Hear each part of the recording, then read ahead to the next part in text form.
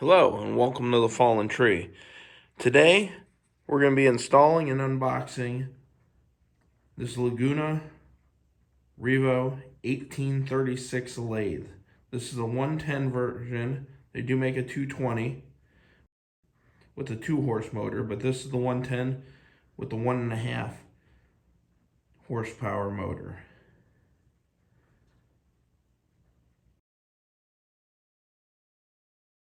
So I've done a lot of research before I picked this one.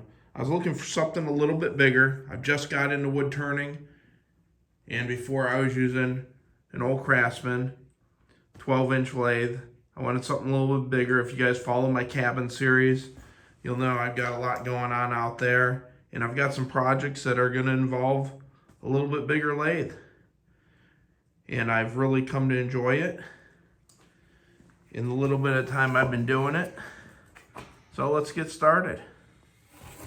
Okay, as we get this thing opened up, you're going to see the legs are sitting on top, and all the tools and centers are going to be up top, along with your faceplate. So we're going to carefully just take this stuff out and go through it a little bit as we go through the video here. Now, we're going to be doing a one-man setup on this. This is not going to be a two-man, though it's very heavy. I'm going to show you how one person can do this. So we'll get started taking out the leg, unboxing it, and we'll get down to the bottom of this. Now, with any project, I'd recommend reading the instructions thoroughly. You're always going to miss something, but this is a pretty straightforward project. I went through the instructions. I'm going to give you a list of all the tools you need as we go about this project. And we're going to make it as simple as possible, because I know as a guy, it's the last thing we want to do is read the instructions.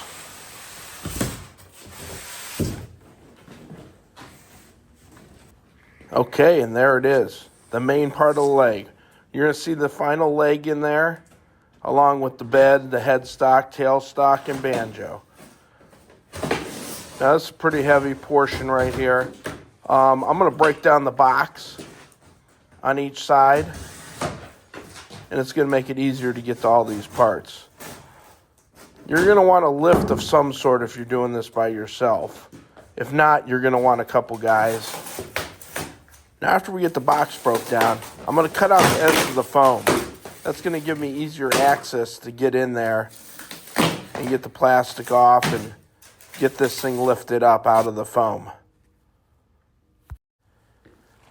Okay, and there it is. The main body, the headstock, the bed, the banjo, all unwrapped. Let me tell you, Laguna does a good job of packaging this thing. It doesn't go anywhere. So now it's time to figure out how we're going to tackle this thing. The whole shipping weight on this was 450 pounds. And this is a majority of it right here.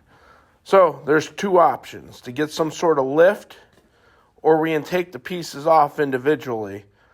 You can take the tailstock off. There's a pin down at the end, which I'll show you in a little bit. Take the headstock, slide it off. There's another safety pin on that.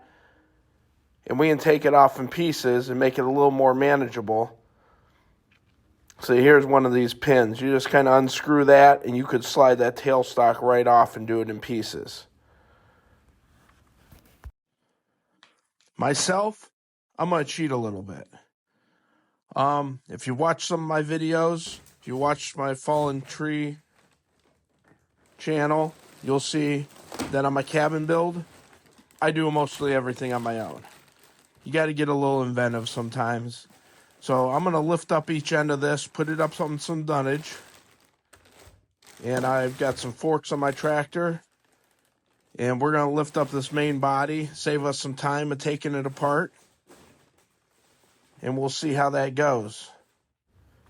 And again, I can't stress how heavy this thing is. So if you need a friend, get one.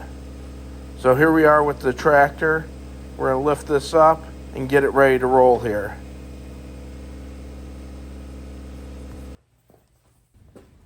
Now that we got it up in there, the next steps to install the legs. The first step to that is installing these feet. I've got them adjusted to 1 inch from the bottom of the base. I adjusted this with the nut provided. You'll see here in just a second that there's a nut, a washer that go on this, and there's a flat spot that I was just pointing to, that this 8mm wrench that you can turn these feet on with.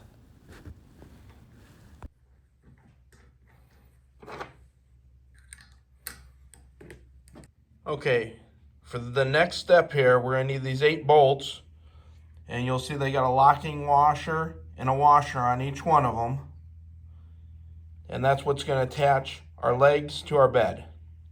So let's get started. So as you can see here, I've just got my forks of my tractor lifted up so I could slide the leg right under it. For this, you're going to need a 6mm Allen wrench to tighten these up.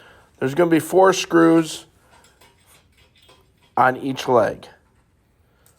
Simply line up the holes and tighten them up, along with your washers and your lock washers. Okay, and there we go. We got all 8 screws in. We can get the tractor out of here. We got a self-supporting lathe. So next we're going to install the quill knob into the tailstock.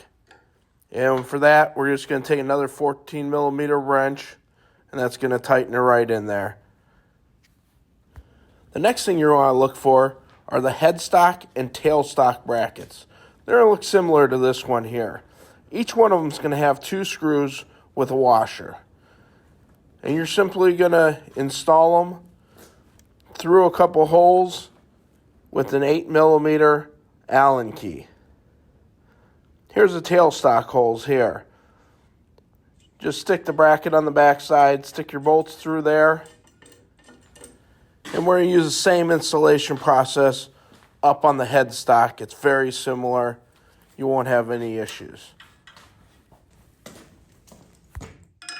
And while we're back here at the tailstock, in the top you'll find a live center and a drive center in the top of the packaging. This is where you can store these quickly and easily. So here's the headstock bracket. We'll get that installed here. So this is where this will be installed here. I won't bore you with the specifics. We'll get moving on to the next step. So the next thing we're installing is the tool rack. You'll see it comes with 2 screws, a couple washers, and you're going to need a 6mm Allen. So the tool rack, there's 4 places you can mount it. You can mount it on this side. You can mount it there in the front. You can mount it in these upper holes or down here in these lower holes. This is where it's intended to be, right here. I'm getting a 20-inch extension for mine, which will either be able to mount there or it will be able to mount over here on these lower ones or up there. So I'm not going to use any of those spots. I'm going to go to the intended spot where it's made to be. I think that's going to be the best spot for me. You'll have to choose your own spot. So again, just a couple bolts. We'll screw those in. Laguna's made a pretty simple setup for this lathe, excluding the weight. A couple other things you're going to find in the box is your faceplate right here. This is the faceplate wrench. You'll be able to stick that in the side of this hole right here to be able to turn and loosen that. And you have your knockout rod. So there's only 2 other things we need to do before we fire this up. So we need to clean off all the grease. We're going to take a little WD-40 and a rag, and we're going to clean that all off. And we got to set and make sure that we line up the live center with the drive center and make sure everything's aligned properly. So I'll get going and get it cleaned up.